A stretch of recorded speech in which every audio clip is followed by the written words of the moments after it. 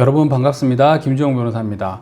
오늘은 제가 헌법적인 이슈에 대해서 한번 말씀을 드리려고 합니다. 지금 52시간이라는 근로시간 제한 때문에 분쟁들이 많고 또 이야기들이 많은 것 같습니다. 제가 헌법재판소 홈페이지 한번 들어가 보니까요. 지금 근로기준법 제53조 관련해서 헌법재판소에서 심리 중인 것을 확인을 했습니다.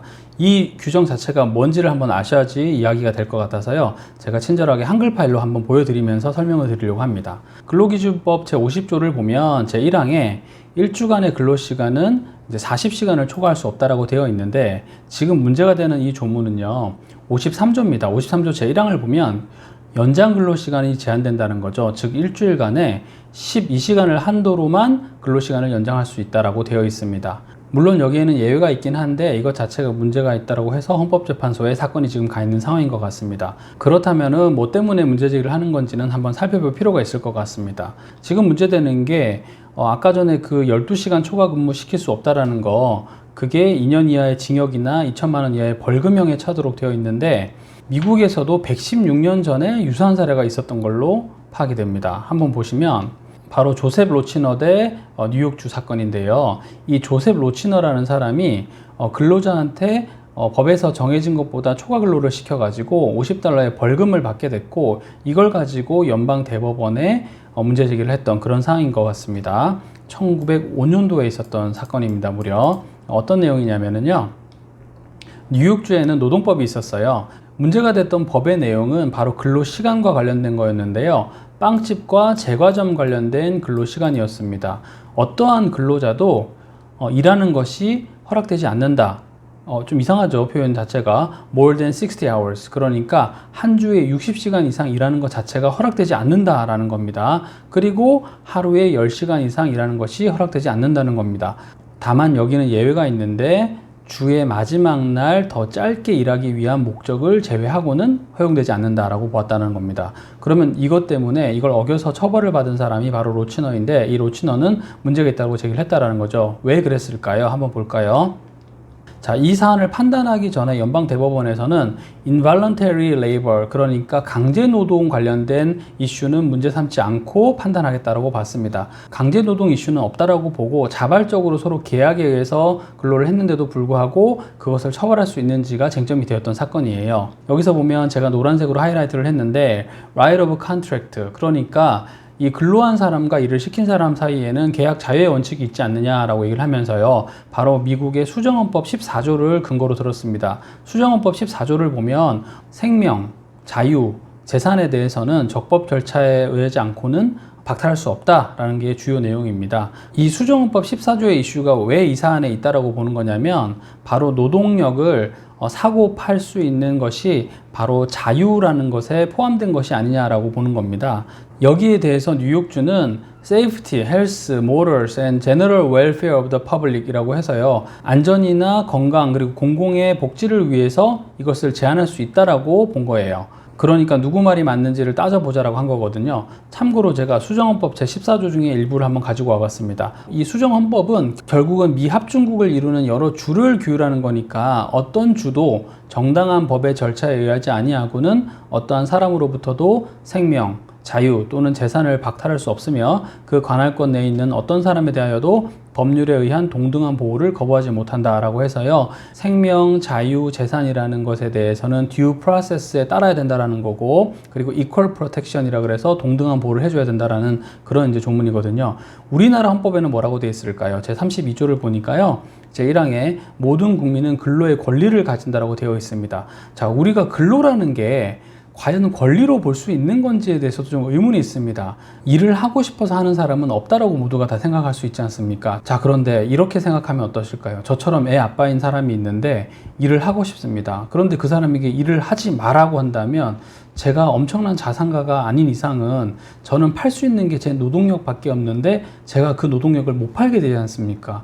그러면 저는 거리로 나앉을 수밖에 없어요. 아이를 키울 수도 없고 생계를 책임질 수도 없지 않습니까? 그러니까 이 근로 자체도 권리로서 보호돼야 된다고 하는 게 우리나라 헌법에 있는 겁니다. 그래서 다시 한번 읽어보면 모든 국민은 근로의 권리를 가진다. 국가는 사회적, 경제적 방법으로 근로자의 고용의 증진과 적정 임금의 보장에 노력하여야 하며 법률이 정하는 바에 의하여 최저임금제를 시행하여야 한다. 라고 합니다. 그래서 이 근로의 권리와 최저임금제는 같은 항에 규정되어 있으면서 근로자의 권리로서 작용하고 있다는 것을 알 수 있습니다. 반면에 34조는 또 이렇게 규정하고 있습니다. 제1항에서 모든 국민은 인간다운 생활을 할 권리를 가진다. 제2항 국가는 사회보장, 사회복지의 증진에 노력할 의무를 가진다 라고 되어 있고요. 마지막에 보니까 국가는 재해를 예방하고 그 위험으로부터 국민을 보호하기 위하여 노력하여야 한다라고 또 되어 있습니다. 그러니까 모든 국민은 근로를 할 권리를 가지는데, 그런데 국가는 재해나 이런 위험으로부터는 또 보호해야 할 책임도 진다라고 볼 수 있는 겁니다. 35조에는 이런 말도 있죠. 모든 국민은 건강하고 쾌적한 환경에서 생활을 할 권리를 가지며 국가와 국민은 환경 보존을 위하여 노력하여야 한다.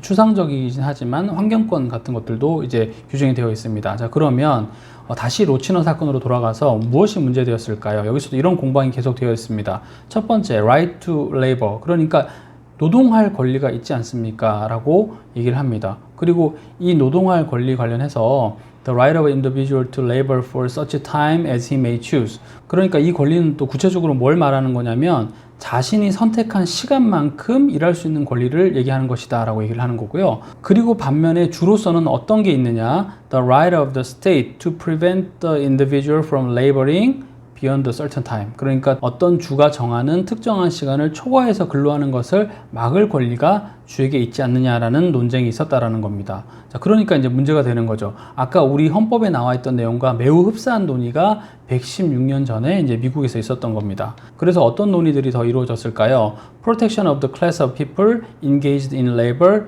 in underground mines. 자, 그러면서 이 논의를 할 때 그 전에 있었던 여러 가지 사안들을 이야기를 했는데요. 바로 광산에서 일하는 광부들 예를 들었습니다. 광산에서 일하는 것은 매우 위험하다는 게 다 사람들이 알고 있는 사실 아닙니까? 그러니까 이럴 때 법이 나서서 특정한 근로시간을 제한하는 것들은 다 인정되어 왔다라고 이제 그 사전의 예시들을 이제 나열하고 있는 겁니다. 그리고 또 다른 사례를 소개했는데 compulsory vaccination. 참 신기하죠? 116년 전의 사건인데 우리가 처해 있는 상황과 매우 유사합니다. 이 compulsory vaccination이라 그래서 아마도 강제 백신 접종을 맞게 했나 봅니다. 그런데 어떤 사람이 나는 건강하니까 안 맞겠다고 하니까 과연 여기에 대해서 폴리스 파워, 경찰권이 발동되어도 되는지에 대해서 문제가 있었던 것 같아요. 그런데 이 사안에서는 정확하게 적용되는 건 아닌 것 같다고 해서 이제 패스를 하게 됐습니다.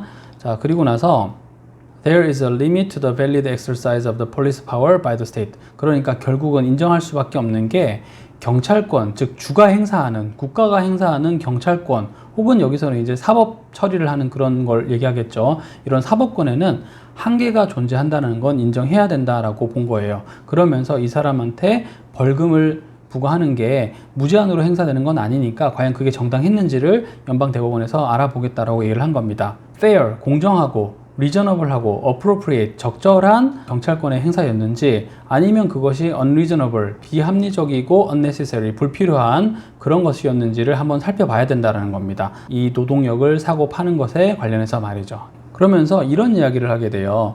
Clean and wholesome bread does not depend upon whether the baker works but 10 hours per day or only 60 hours a week 돼 있습니다. 그러니까 10시간을 일하는 것, 그리고 일주일에 60시간을 일하는 것 자체가 깨끗한 빵의 생산과는 관련이 없는 것 같다라고 본다는 거예요. 그러니까 꼭 필요한 경우면 제한할 수가 있겠지만 과연 이렇게 시간을 제한하는 것이 깨끗한 빵의 제조와 관련이 있는지 여부가 의심스럽다는 거죠. 그리고 만약에 이런 법률 자체가 인정되려면 The Act must have a more direct relation, 더 직접적인 관련성이 있어야만 한다는 겁니다. 그리고 must be appropriate and legitimate. 그러니까 달성하려는 목적과 그 방법 자체가 아주 적절하고 또 적합하고 긴밀하게 직접적으로 연결이 되어 있어야만 인정될 수 있다는 겁니다. 왜냐? 사람을 처벌하는 거니까요. 그리고 사람의 노동력을 사고 파는 것을 제한하는 거기 때문에 그렇다는 겁니다.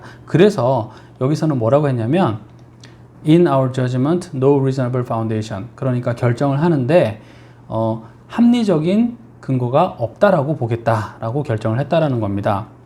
To the common understanding, 그러니까 보통 사람들이 가지고 있는 상식은 Baker has never been regarded as an unhealthy one. 광부들이 광산에서 일하는 것은 위험한 일이라는 공감대가 있으니까 시간 제한하는 게 가능한 것 같은데, 그런데 이 제빵이라는 것 자체가 건강하지 않다라고 생각하는 것 자체가 이게 사람들이 공감하는 내용이 아니지 않느냐라는 것을 지적한 거예요. 그러니까 특정한 목적 달성을 위해서 반드시 필요하다라는 게 입증이 안 된다면 그 사람들이 합의에 의해서 근로시간을 정하는 것 자체를 일률적으로 막아버리는 것은 헌법에 반한다라고 판단을 하겠다는 겁니다. 그래서 이제 마지막에 결론을 어떻게 냈냐면요. Judgment of the Court of Appeal of New York must be reversed. 그러니까 뉴욕주 법원에서 있었던 판결 자체는 번복되어야 된다, 즉 파기되어야 된다라고 하면서 다시 리버스 시키겠다라는 결론에 이르게 된 겁니다. 저는 헌법을 공부하는 이유도 저에게 일을 맡겨주시는 분들께 최대한 좀 이익이 될 수 있도록 여러 가지 다각도에서 유리한 주장을 하기 위해서 공부를 하고 있는 겁니다. 여기서도 지금 여러 가지 개념들이 나왔지 않습니까? 근로라는 것 자체가 권리가 될 수 있다는 것이고, 이 권리 자체를 제약하기 위해서는 타당한 근거가 있어야 된다는 것이고, 이게 강제 근로 이슈가 아닌 이상은 자율적으로 맡겨주는 게 필요하다는 것인데, 그런데 우리나라는 또 실질적으로 이와 반대되는 다른 이슈에 직면하고 있는 게 과도하게 장시간 실제로 근로자들이 일을 하고 있다는 현실인 겁니다. 그러니까 아마 이런 이유에서 헌법재판소도 2년째 이 사건을 계속 심리하고 있지 않을까 생각이 듭니다.